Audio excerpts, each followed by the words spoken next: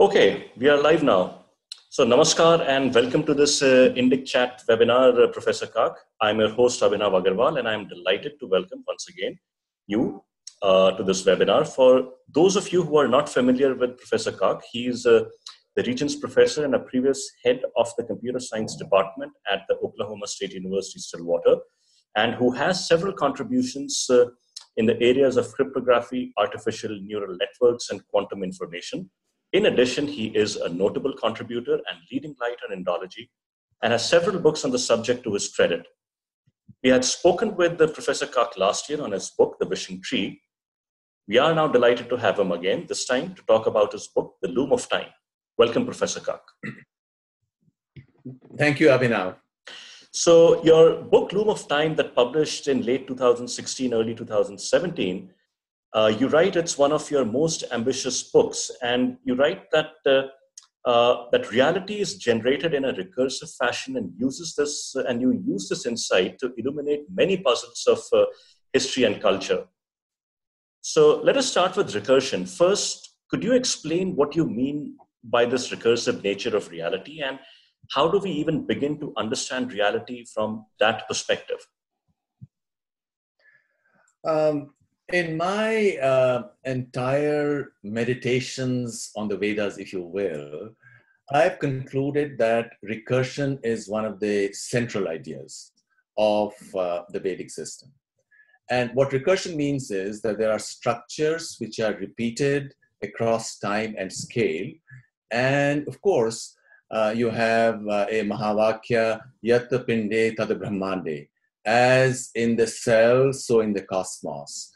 And most dramatically, if you will, this was coded in the idea that if the sun and the moon are 108 times their respective diameters from the earth, and this is our outer reality, likewise, our inner lamp of consciousness is 108 symbolic steps from our earth, which is our body, which is why we had 108 beads in the Japamala, or 108 karanas or dance poses in Bharatanatyam, and 108 pilgrimages and so on. So basically the idea was that, look, things are repeated. And even in the idea of Samudra Manthan or Amrit Manthan, right, you have the Devas and the Asuras, who are respectively our spirit and our body, embodiments of, in a constant churning,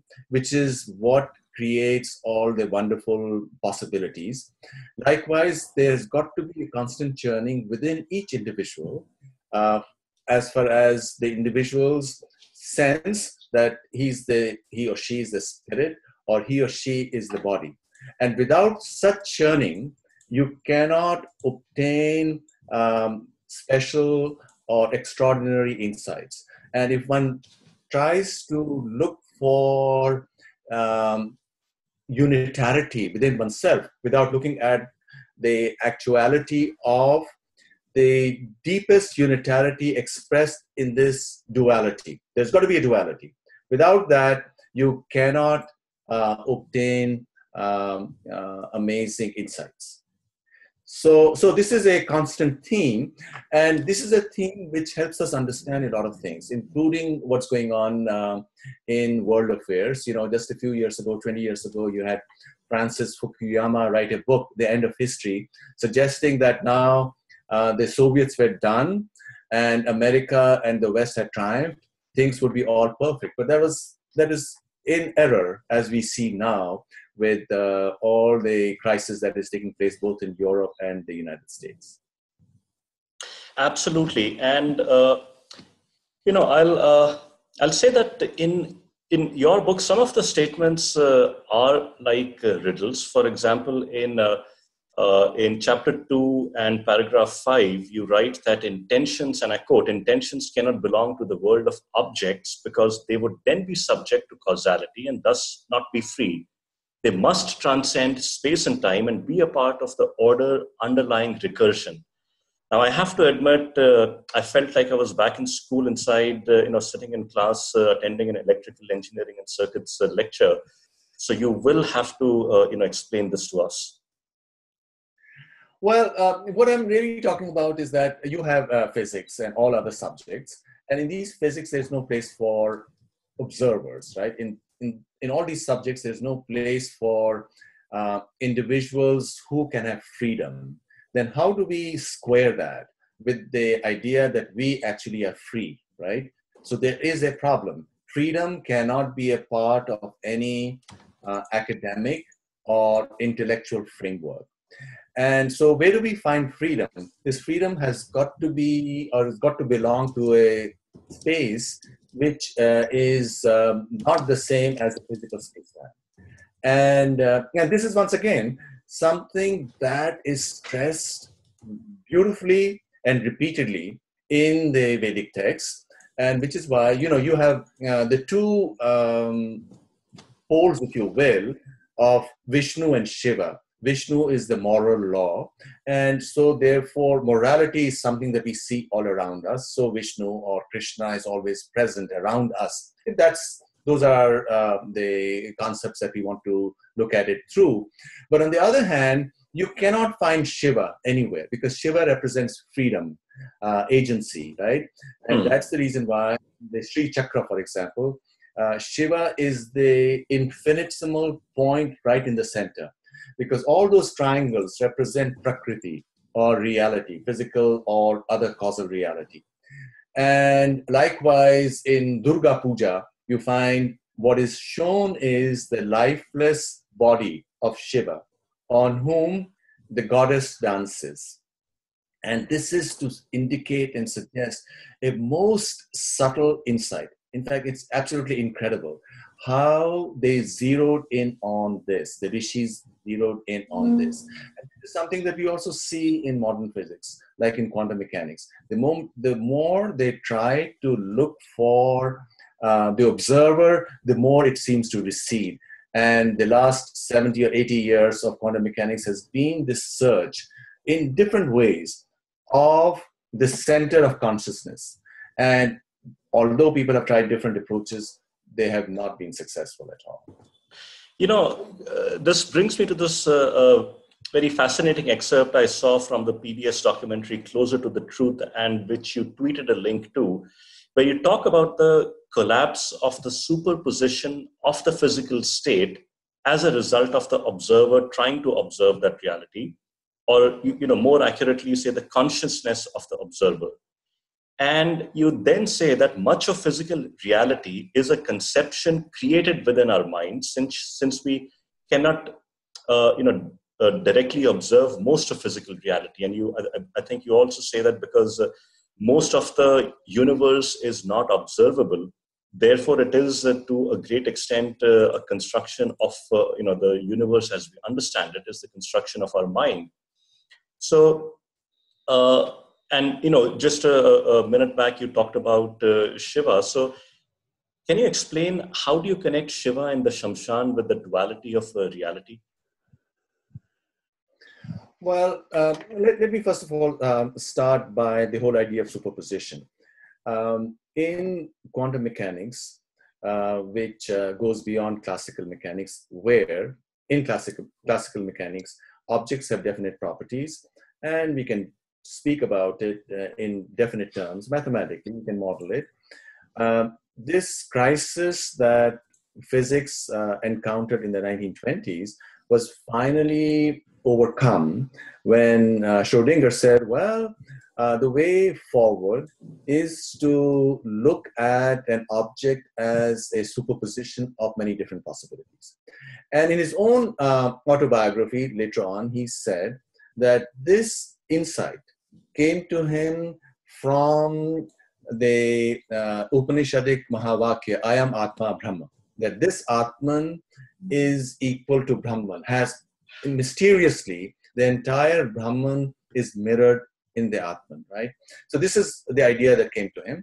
But having said that, the mind insists that things are discrete and separate, right? And therefore, our mind constructs its maps of reality and our understandings in discrete structures. So what one is trying to say here is that, look, reality is not discrete. Reality is not separate. It's not local, because classical physics is local. Things are isolated. In reality, they are not isolated. And there is a certain veil which falls on this true nature of reality, which, of course, in our tradition is called Maya, right? Which I wrote a technical paper on it 2 or 3 years ago, and I called it the principle of veiled non-locality. And so our mind then throws this cloak, so to speak, on reality as we see it. And in order to really be connected to the true nature, a certain unveiling is required. There is another way, another figurative way one can look at it. You know, the great image in the Bhagavad Gita or Kathopanishad is of the individual, the self, sitting in a chariot, right? With the charioteer next to him, who's Krishna in the Bhagavad Gita. But the individual is sitting facing backwards, sadly. And how do we see that? Neuroscience has shown that all our conception of agency are delayed by a few hundred milliseconds. So could you the decisions are could you clarify? Professor, could you clarify that for our viewers? So first, as you said, that the individual and the charioteer are sitting with the charioteer is sitting with his back to the individual, and the second point you said, right? The charioteer, of course, is facing forward. Krishna is facing forward, if we use that phraseology. And we are, like in the Tanga of North India, when, 40 or 50 years ago, we are facing backwards. And what does that really mean? Neuroscience, and these are very important results which came up about 30 or 40 years ago. There was this test where this neurosurgeon asked the patient, because the patients are not under anesthesia when brain surgery is performed, because there are no pain sensors in the brain. So he asked the patient to press a button at whatever time he wanted, and the activity in the motor cortex corresponding to the finger was recorded. Now, you know how much of time electrical impulses would take going from the finger to the motor cortex point, and both ways, right? When that time was subtracted, it was discovered that the impulses had already started building up in the motor cortex a few hundred milliseconds prior to the moment the individual thought he was taking a free decision. So that most of what we do is determined by our senses, right? And our senses are driven, they are on an automatic, all right? And then we think that we are being free. So then the challenge is, in other words, now we are talking of something more deeper than just living the way we normally do, because living the way we normally do, we are driven by our past, by our history, by our culture, by our expectations that people have of us. So the challenge, in order to break through this veiling that is on that recursive connections that we have, which we do not touch upon, is to, so to speak, turn our body around so that we are looking at the future the same way as the charioteer. And that's when we are one as the charioteer. That's what the Vedas, that's what the rishis say. Find yourself. Once you find yourself, then Atman will be Brahman, right? Then you would have turned yourself into divinity. So this is a kind of a modern take on this, if you will. Interesting, fascinating. So I'm going to get into more specifics now. And you talk about parallels in history, and you say that what happened in Kashmir with what happened in Kashmir with migrants in the 13th century is being repeated in Europe Now, first of all, I'll request you to tell to our viewers, a little bit of background to this. And the second is that, is this really recursion or is this repetition or iteration? Because the difference might be subtle, but I think it's important to shed light on why you really see this as recursion, or do you see this as repetition? Well, it's both recursion and repetition. Recursion, when you look at Kashmir, is a small place. It's just 1,000 square miles in area. But when you go back into history, you discover that what happened was that at that time in Central Asia, there was a lot of disorder. So people came in, migrants came in, and at some point, then the migrants seized control of the instruments of the government, right? Now, I'm not saying that one should not be humanistic, one should have compassion, one should help migrants or refugees, and Europe should definitely do that. But what is happening on a much larger scale compared to what happened in Kashmir, or what happened probably in Afghanistan and many other parts of Asia, where the Vedic ideas had been a part of the ancient history, whether one calls them Vedic or not, ideas which are similar to Vedic ideas, with a certain fundamental unitarity at the basis of reality. One sees that the same thing is happening, and what the takeaway from this examination of history is this: that that if there is a certain fundamental disparity in worldviews, which is going to create problems later on, what the host should do is to be aware of that fundamental disparity. So the main point that I'm trying to make here is that it's wrong and erroneous to believe that all views are identical, that it doesn't really matter, that history doesn't matter, that culture doesn't matter. All human beings are fundamentally the same, I do acknowledge, but culture does matter and history does matter. And if one does not acknowledge it, then one only ends up repeating tragedies that have occurred in the past. So you say this is both an example of recursion as well as repetition. And continuing on this topic, and I'll talk about, or I'll ask you about a little more on this East versus West debate. And you quote a lot of people, including Samuel Huntington, who's best known for his book, The Clash of Civilizations, and then Hobbes. And you argue that the West essentially believes that the only way to keep the peace is through a dominant power that would keep all other countries or powers in awe. And you say that Huntington wrote that unless we hate what that we are not, we cannot love what we are. And later on in your book, you say that if you look at the left, on the other hand, at least in India, it has sustained itself on a narrative of grievances and victimhood.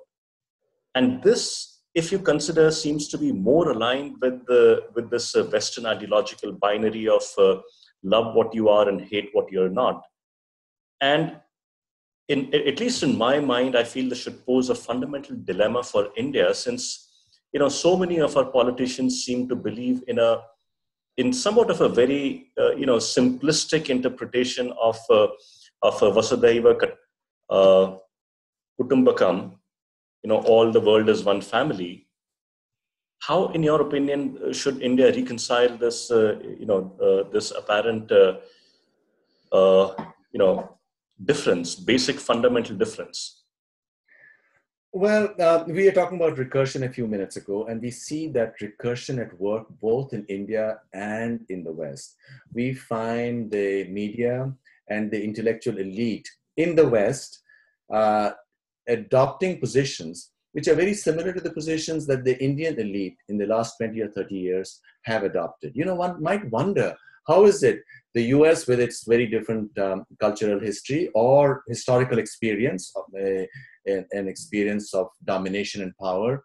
Why are the elites now doing exactly what the Indian elites over the last 20 or 30 years have done in relation to the problems that they face, right? And that's because of recursion, because of certain fundamental ways that human mind works. Now, to come to this idea that Huntington addressed, there is this other point also in world affairs related to whether one is an idealist or a realist. Indian policy for the past many decades has been from the perspective of idealism. And idealism is that, okay, you know, people are the same, or you've got to be nice, and then everybody else would also be nice, which I'm not saying that that's necessarily wrong, because there's got to be a tension between what the ideals are and what the acknowledgement of the actual reality is. Now, the realists in the West and also in India should, what they do is they look at things as they are, and there are oppositions, or there could be forces who want to destroy you. You must, before you can deal with them, you must acknowledge that this is what they want to do. If you think that you turn your face away, then somehow the problem will disappear. That'll be like what the ostrich does, or that'll be like how the Incas or the Aztecs dealt with just a few dozen conquistadoras, because they did not realize or recognize what the conquistadoras wanted to do. Now, so this is a distinction that I speak about, that that in my view, Samuel Huntington is partly right. But why only partly right? Because what is happening in the West is that it has hollowed itself out in the last 20 or 30 years, following certain attitudes that have been created by its elites about itself. You know, a certain ideology. The West has developed its own ideology, which has taken society to identity politics, very similar to what has happened in India, right? In India, as we see right now, for the last, well, certainly 20, 30 years, with the whole idea of vote banks and this group or that group, or this quota or that quota, in a similar fashion, very amazingly, in the West as well, identity politics, especially in the last, say, 8 years, came to the fore, so that if you do not tip your hat to it, you don't even have a voice, as we see in the recent controversy about Mr. Murray speaking at Middlebury College, who was prevented from doing so, Charles Murray, or Ann Coulter this past week in Berkeley. So we have these parallels. Now, just to complete that point about why Huntington is only partly right. The hollowing of the Western perspective has occurred because of the endless repetition of the idea that everybody is the same and culture doesn't matter. And that was driven by the sense that, well, there were victims in the past, and you can prevent those tragedies from repeating if you do not allow a similar attitude of domination and so on, right? So if you look at everything in a level playing field, and besides, you have to make amends for what happened in the past, and therefore you have to have safe spaces, and you cannot discuss certain things, right? And so I think something similar has happened. So in many ways, what is happening in India is not really all that different from what's happening in Europe and the United States. And it's all not completely acknowledging facts as they are. And until such time that you do so, you would not know how to take the next step correctly. I have a couple of follow-up questions on this, because it's a very, very, I think, pertinent topic in India also. But the first question that I have is that to what extent do you think academia plays a role, either as an influencer or as as a battleground for the formation of these ideologies? Because you took the case of Charles Murray or Ann Coulter, who was prevented from, I believe she didn't end up speaking at Berkeley. And there is some amount of literature also in the field that says that how American academia was systematically taken over by a certain leftist ideology over several decades. Do you think this is in fact true, given your experiences or what you have observed in the US? And secondly, do you think this has been exacerbated in the last 8 years, this sense of identity politics in the US? Well, it certainly is true, because young kids spend many years in college and school. So the curriculum at school and the curriculum in college does influence the views of these impressionable young people. And the same thing happens in Indian universities, which is something that people, let's say in the early 70s, when JNU, for example, was created, the ones who wanted JNU to have a certain structure recognized that. And the excitement of learning new things can be like that second birth. Traditionally in India, you had certain ritual where you got connected to your teacher, which is called Janeu in North India, right? So the university entrance and you're walking through it is like that second birth. And therefore, you'll find that a lot of people who come out of the university are so shrill, they're so angry, followers of whatever ideology that they have embraced, right? Because one can acknowledge that different perspectives have their own value. What real education ultimately is to see how to balance these two. In other words, you cannot just say that I'm going to completely ignore suffering, right? Suffering, wherever it might take place. But then you have to see now, how do I approach it? How do I solve that problem? And so in any event, there are tremendous parallels again, and what has happened in the United States and in Europe is because elites have taken control of the narrative in the schools and in the media. And in many ways, Mr. Trump's election, given, is a kind of a reaction to it, and which is astonishing, because here is a person who is not able to articulate very clearly as to what he believes in, and he's bombastic, and in certain things he's really crude. But people were so fed up, at least many people are so fed up, that who are not in thrall, if you will, of these ideas which are being disseminated through the media. And they said, well, enough is enough. Now, I'm not saying that this is what is happening is clearly where things should be going.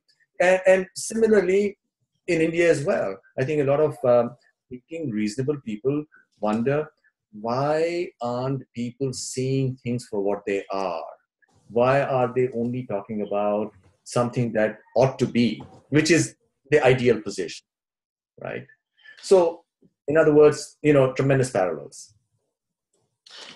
And I'll continue on this thread for maybe one more question, and that is that when you talk about, and in your book you do talk about the left and the right in India, and you write that the right in India is confused about its role and mission. You say that it is reactive, and its politics is driven by tactics necessary to win political power. Once in power, there is little that differentiates it from other political parties. And I thought this was a stunning insight, because at least for many right-wing supporters, this statement will ring, unfortunately, very, very true today. And to my question therefore becomes is, and it's a follow-up to what you were talking about earlier, is that how does if this is indeed the case with respect to the left and the right wing, then if the right is in power, isn't it its responsibility to try and correct some of the distortions that have crept into the Indian educational space? Because we have basically, for at least the last 3 years, we have not seen even an acknowledgement that there needs to be a correction. Absolutely. What the right has been doing or has done at many different places is to say, okay, now all these excesses took place. But the moment they've gotten into power, they just say, okay, now we're going to be running things in a different way. But ultimately, institutions have their own logic, right? And therefore, things generally continue the way they had occurred before. And there might be some cosmetic changes here and there. The problem, I think, is that if we let's say we talk about India once again, the whole thing is to go back to the very heart and essence of India. What is India? Sometimes the right says, okay, maybe people should have courses on our culture, or people should go to this school, or when they are even in the earlier grades, if they are able to chant some Sanskrit shlokas and so on. But that's really not the essence. Even if one knew all the Sanskrit one there was to know, that's not the essence. And that's a good thing. I'm not saying that one shouldn't do that. The essence, in my view, is this idea of recursion, is this idea of this constant churning between the asuric and the daivic forces within not the individual for one's own personal growth in this journey of self-knowledge, but also in society. Because if you were to construct a society which is ostensibly only for the daivic, that won't do, because the devas do not exist in the absence of the asuras. This is a kind of a mutual, both the sides have to be there. Materiality and spirit have both to be there. So in other words, if you had an individual who was doing nothing but his worship, if you will, that won't cut it. Do you see that? In other words, where India lost or missed the boat, and where one of the Indian traditions, namely Buddhism, had their finger on it right in the beginning, you had Buddham Sharanam Gacchami, Dhammam Sharanam Gacchami, but you also had Sangham Sharanam Gacchami. The Sangha, or the community, was also important. But also, we're not discussing Buddhism here. That's a very complicated story as well. So in the Indian right-wing perspective, generally it's only about, okay, the individual, Buddham or Krishnam or Shivam or whatever, and Dharmam, right? Dhammam, that we must follow our Dharma. But that's not enough unless we also look at the larger society, the Sangham. We would fall into the same trap. The best people, the best RW, right-wing people, let's say they capture power, they won't know what else to do unless they are aware of the fundamental tension that will always exist between the spirit and materiality, between the devas and the asuras. Because if you do not acknowledge asuras, and here I'm not talking it in a pejorative sense, there are always in any community, because of recursion, or in any society, there will be forces which are dragging you in the opposite direction. So you have to do churning. And churning means to build bridges, to have that constant discussion or interaction, engagement at many different levels, which will also transform the asuras. Because this way, what the West is doing and what India is doing is going to lead to disaster. Because look at the West. The West, the Westerners, the Europeans have stopped having babies, right? The fertility rate is 1.1. So very soon it's going to collapse. The population is going to collapse. Same thing is happening in Japan. You have to have means. If you let the other, because you do need the other, if you let the other be totally isolated, you say, well, they don't do what we want them to do, then eventually you will be overwhelmed, right? So you must also have means to transform the other. And the same in India. You cannot say that, okay, here are we, and here is the other, and the other is unreasonable. But how do we also do whatever needs to be done to transform the other? Now, this is a very revolutionary thought. I don't think the RW or the larger community has thought of it, because for whatever historical reasons, Hinduism is also seen as a sectarian, different from the others. But really, Hinduism is a universal tradition. It's not a religion like others. Do you see that? Because it says, it's not an ideology that you have to do this or you have to do that, or some confessional, you have to believe in X, Y, and Z, which is what other traditions do. Hinduism is about self-knowledge. It has the capacity to include everybody. So only if Hinduism, if for whatever reason, RW, the right wing in India, is primarily Hinduism, it's got to transform itself so that it then gains the capacity to transform everybody else. It's only when Hinduism, because of its extraordinary insights not only in terms of spirituality, but also in sciences which are coming out, for example, even the Indian tradition of physics, as in the Vaisheshika Sutras, Indian physicists themselves are not aware of it. It's sort of incredible how the best in our society have turned our back to the wisdoms and insights which are inherent in our tradition. And then they're getting a second-hand or third-hand look at it through books written by Westerners who might be well-meaning, but who are really not connected to the very heart of the Indian civilization. I think this is a topic in itself for a discussion and a Q&A for an entire hour in itself. I'll stick with this for just one more question, and I'll go back to your book, and you say that, and I quote, "In the practice of power, science or the institutions associated with it bend before dogma. We saw this in medieval India, and we are seeing it in Europe." So first of all, I'll ask you, can you give examples of what you mean that in the practice of power, science bends before dogma? And the second question that I have is that in the context of Europe, were you alluding to in some ways the beginning of the so-called dark ages in Europe that was caused by the rise of the coming to power of a very militant Christianity that oversaw, the destruction, or at least the bending, or actually the destruction of the famed Library of Alexandria, and Europe in some ways closed itself to science for almost 1,000 years still, and the revival of science really began when the Jesuits, took back the works of Indian scholars to Europe. Can you elaborate on these points, Professor?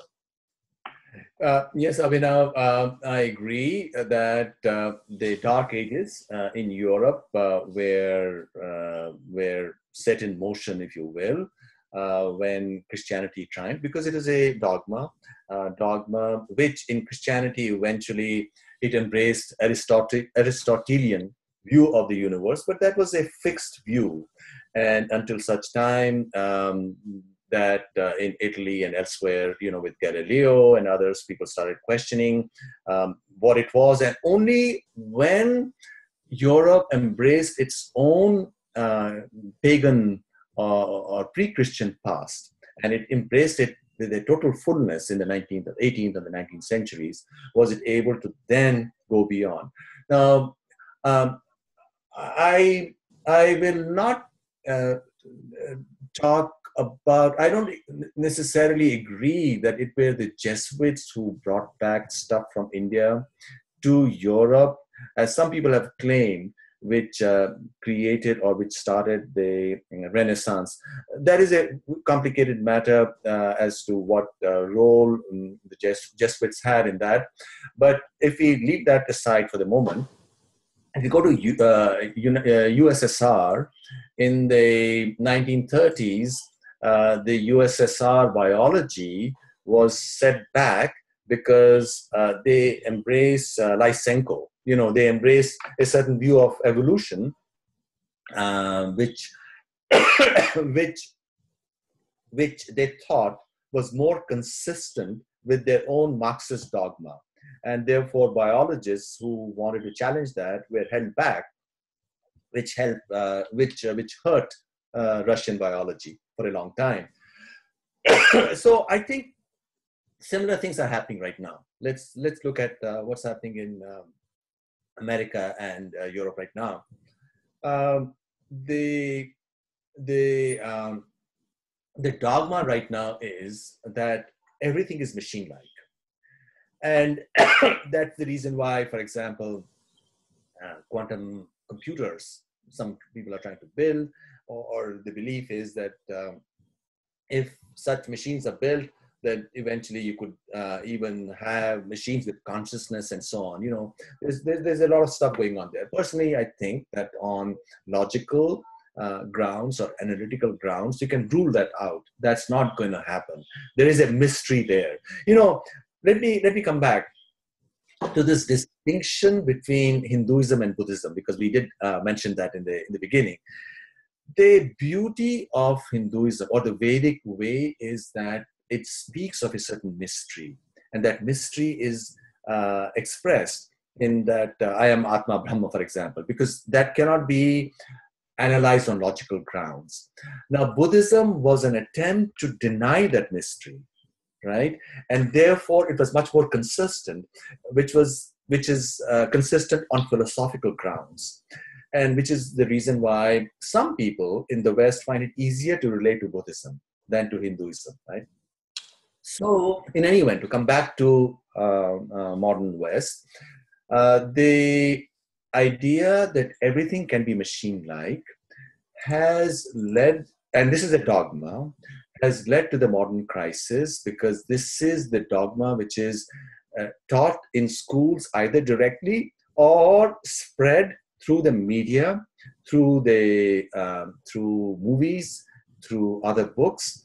And this has led to tremendous depression, if you will, or hopelessness in the hearts of young people. They say, well, if there's nothing to our lives excepting our bodies, then maybe life is not worth living for, beyond sensations. So you get into sensations as early as you can, right? But after some point, it doesn't provide you the sense and meaning that you're looking for, right?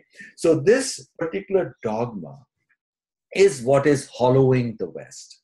And some of the most passionate in the West are turning to emotional dogmas from the East. I shall not name them, even though they might want to destroy the world, because at least there is some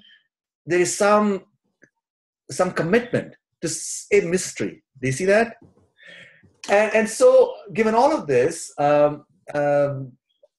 personally, I think this is the time for the universal idea that the rishis came up with, which is non-sectarian, which I think has in it the capacity to address the modern crises that are taking place.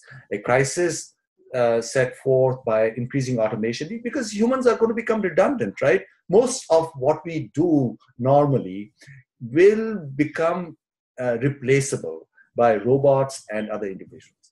The question would be, who are we? What are we to do? How is society to be taken in one direction or the other? Do we follow the Western elite guy whose intuition is that really we are nothing but machines, and somehow what we have to do is to make people live through life through sensations. I remember something very interesting I came across on TV in the late 1980s. And this was a program. There was a dean from the College of Education at Harvard University. In this discussion, she was saying that, look, we in the West want children to have sex sooner, maybe not at 13, but at 12, because in Scandinavia, they have it at 12 and they have less aggression. So Americans or Westerners have had a lot of aggression, which is why we have had this bloody 20th century.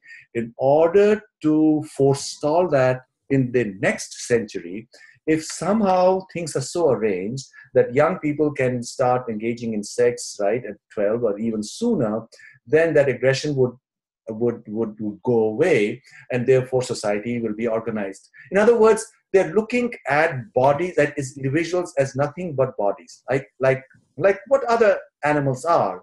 But what the Vedas address is a certain mystery. And there is a lot of stuff, a lot of counterintuitive stuff which you cannot understand from the machine paradigm, which can be a discussion, a long discussion, all the counterintuitive stuff that we have related to the speed of light, related to other stuff in the Puranas and so on, which sadly Hindus or Indians themselves do not understand or misunderstand.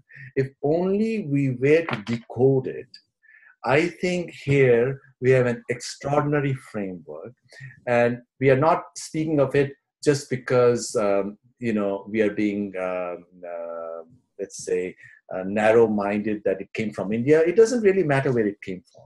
It is a kind of a universal wisdom path. And right now, more than ever, we need it, not because the West has not had its own tradition of wisdom, and there have been sages in the West as well, but right now, the Western academy, the Western media, the Western intellectual space has been captured by people who believe that there is nothing like the spirit, and we are nothing but our bodies, which is in a tragic way leading to drugs, opiate addiction. People are dying, they're dropping like flies, and they're dropping like flies because they say life is not worth living. This is the whole topic on and how academia has a role to play, I think is worthy of an entire session in itself. I'm going to talk about, you referred to how in the Soviet Union, they went off on a wrong, sort of a wrong track, orthogonal to the theory of evolution. On the other hand, you also have the example of the table of periodic elements by Mendeleev, and you had written in Swaraj magazine that he was, this was inspired by Sanskrit. And do you want to tell our readers what you mean, our viewers, what you mean by that? There is some, I'll let you talk about it. Okay. Well, in the 19th century, some of the smartest people in Europe were attracted to India because the Europeans discovered India in their imagination, and they found all this amazing stuff. Even Voltaire, for some time, they thought that India was the place where everything came from. And then there was a reaction. There's all this churning. You firstly say great, and then you turn back.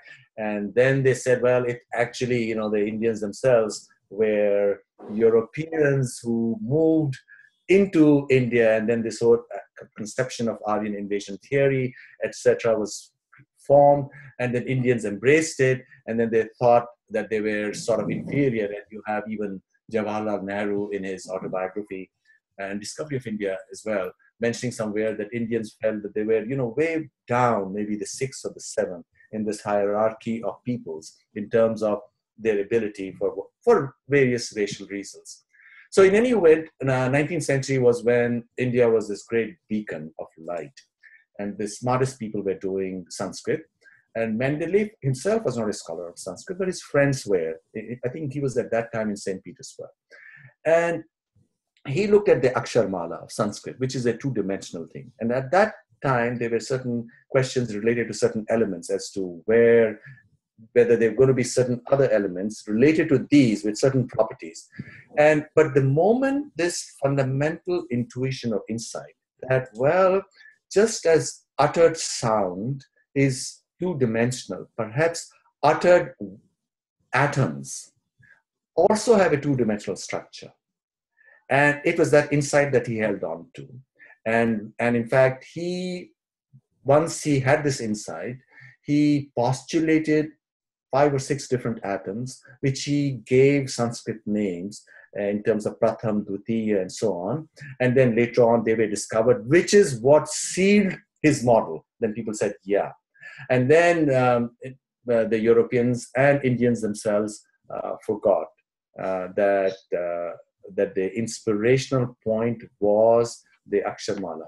Now, of course, just to tie this thought up together, one of the most astonishing insights that you have from the Indian sciences, sometimes in India, people conflate sciences with bhakti. We have the Indian Shastras, which are absolutely incredible. The Shastras, for example, Vaisheshika, or Nyaya is logic, or Sankhya is creation, both at the individual and the cosmic level. Or you have yoga. And yoga, as we know, is conquering the world. Even in Iran, it's one of the most popular things going on. And yoga is really, what is yoga? Yoga is Hinduism in practice, right? And then you had Purva Mimamsa, which was tradition, and Uttar Mimamsa, which was Vedanta. The whole idea was, these are all sciences. There's no divinity, etc., which is brought into this. On the one hand, you had Nyaya, which is words and their structure, right? Logic. On the other side, you have Vaisheshika, which are atoms, right? And their structure was to be similar. So what the rishis saw, why only 6 darshanas? The rishis said, well, let's suppose you're in space. You're in a crystal cube. There would be 6 sides, right? You would be standing on one side, which is the floor, which is Purva Mimamsa. Then you have one sides opposite to each other, which are Nyaya and Vaisheshika. 2 other opposite sides, which are Sankhya and Yoga. And on the ceiling, the biggest question that you can ever ask for is Vedanta, right? There can be only 6 sides. Why don't we celebrate it? Isn't this extraordinary? The more you think of it, one can speak with Schopenhauer, the great German philosopher, or the transcendentalist from America, who said, when we are depressed, when we are down, there is nothing as inspirational as the Upanishads. And why are we not connected back to the Upanishads? To inspire ourselves, to inspire our children, and to be fearless. What can I say, Professor? This is the tragedy of modern India. The more we have striven to become scientific and modern, I think the more we have actually gone farther away from the roots of what can actually define modern society. We could go on, for a long, long time on this, but I do want to open this up to our viewers today. And we'll take any questions. So we have a few very distinguished, participants there. So what I have done, everyone, is I've unmuted you, so you can go ahead and ask questions. If you can, if you want, you can switch on your video. But in either case, please go ahead and if you have any questions.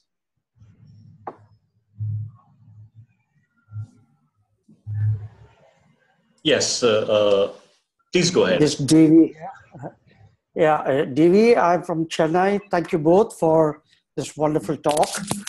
I would like to go back to what the professor said earlier about what's happening in Europe today in regard to the immigrant process. Happened in Kashmir about 1,000 years ago. And he gave that as an example of a recursive process. I want to know, I understand, I'm not very sure I understand it correctly. A recursion would mean circular.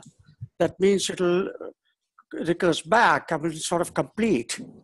But what has happened in Kashmir seems to have been a linear process. There seems to be no return to what it was before the immigrants came.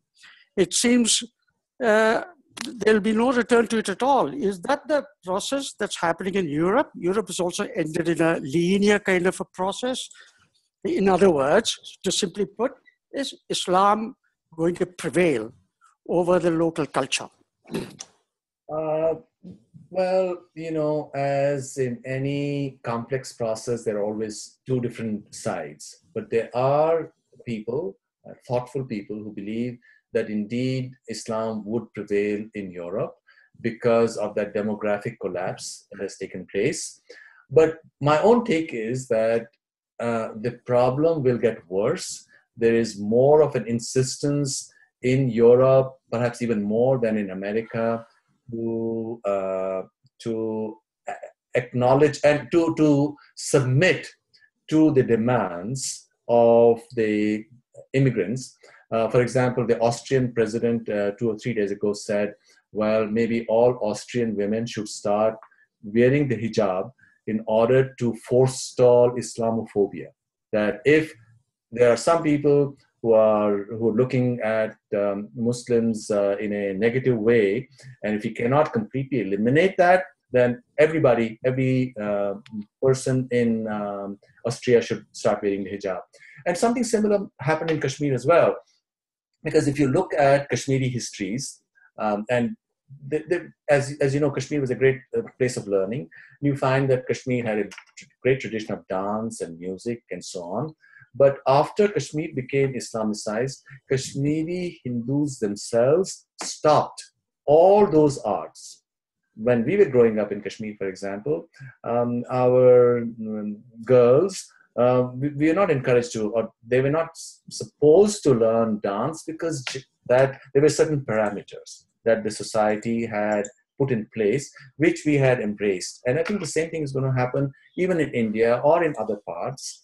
And to that extent, yes, it is a sort of linear. But what is probably more likely to happen, because I think Europeans and Americans are probably much more aware of history than Indians are, because there's not that much of manthan going on. And that's what we need all the time. What's more likely to happen is that there would be a reaction. And one can only hope that that reaction would be such so that it would lead to a peaceful assimilation. Because clearly it's not so easy to reverse that demographic decline. And also what is happening is, and one reason why people don't want to have children anymore is because there's something in the air that, well, there are no jobs for the next generation. So because of that, there would, in my view, be a much more complex process of assimilation. The worst thing would be that there would be some kind of a civil war. So unlike Francis Fukuyama's conception of end of history, we might have the most unpleasant history taking place in the next few decades. Thank you, sir. Any other questions?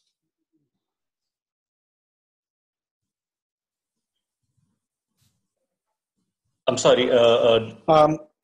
Yeah, please go ahead.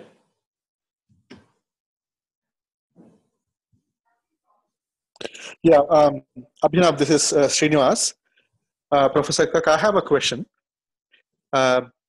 This is about what you spoke about towards the end, about the 6 darshanas being the 6 sides of a cube. Now, is that insight found in some of the, or any of the Indian texts, or is that your insight? I just want to ask that. No, it's not found in the Indian text. There's a lot of stuff which is not explicitly stated. This whole thing about 108, for example, 108 being the distance to the sun and the moon from the earth in sun diameters and the moon diameters is not explicitly stated. And in fact, my own discovery of the astronomy of the Vedic period, on which I wrote the book in the 1990s, called The Astronomical Code of the Rig Veda, was derived from my reading this, because there are so many indirect ways it's already out there. That here is an acknowledgement that people recognized it, and because the Brahmanda is mirrored in the pinda, right, in the cell and the body, that's the reason why then you are doing these 108 symbolic steps, or you have the 107 marmas in Ayurveda, because if you had 108 things joined together, there would be 107 marmas or weak spots in that. So there are lots of hints.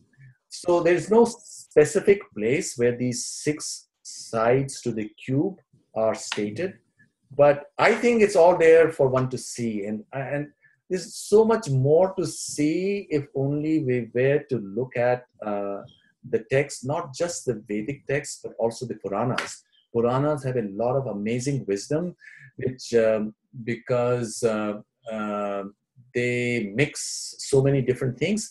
And because we tend to look at things only literally, we are looking for a literal thing, which is like how a lot of people right now are writing things. Okay, here is my astronomical software, and therefore the Mahabharata took place not in X BC, but maybe Y BC or 10,000 BC or 200,000 BC, or looking at those yugas in a literal sense.